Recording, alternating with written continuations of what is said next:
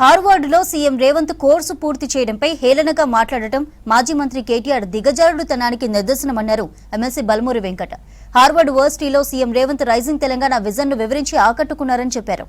అంతేకాని కేటీఆర్లా విదేశాలు తిరిగి యూనివర్సిటీ ప్రోగ్రాంల పేరుతో డ్రగ్స్ కల్చర్ ప్రమోట్ చేయలేదన్నారు.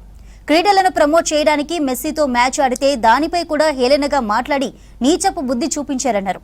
సీఎం విద్యార్థులకు యువతకు స్ఫూర్తినిస్తుంటే అభినందించాల్సింది పోయి ఆరోపణలు చేయడం సిగ్గుచేటని మండిపడ్డారు బల్మూరి.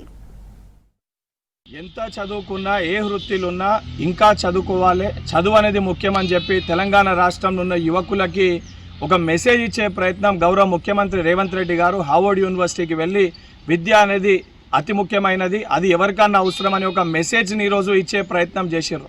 తెలంగాణ రాష్ట్రంలో ఉన్న విద్యార్థులు యువకులందరూ కూడా రేవంత్ రెడ్డి గారిని స్ఫూర్తిదాయకంగా తీసుకోవడం జరుగుతుంది.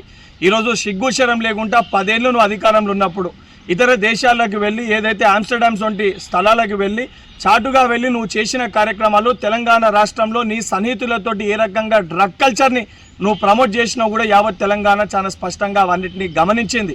ఈరోజు ఆ డ్రగ్స్ని ఎరాటికేట్ చేయడానికి స్పోర్ట్స్ని ప్రమోట్ చేయాలని చెప్పి మెస్సీ తోటి ఫుట్బాల్ ఆడితే రేవంత్ రెడ్డి గారు దాన్ని కూడా ఎగ్దేవా చేసినట్టు మాట్లాడినావు. మీ అయ్యని ముడితే తెలంగాణ అస్తిత్వం ముట్టినట్టు అని మాట్లాడుతున్నావు. 10 ఏళ్ళు మీరు అధికారంలో ఉన్నప్పుడు మీ స్వార్థ ప్రయోజనాల కోసం తెలంగాణ రాష్ట్రాన్ని మీరు ఆగం చేశారు.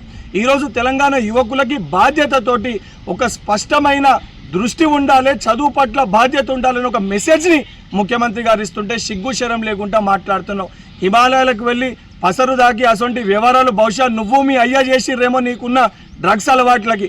ఇప్పటికన్నా ఇసొంటి పిచ్చి పిచ్చి మాటలు మాట్లాడి ఆపి బుద్ధి తెచ్చుకోవాలని చెప్పి కల్వకుంట్ల తారక రామారావుకి సూచిస్తున్నా.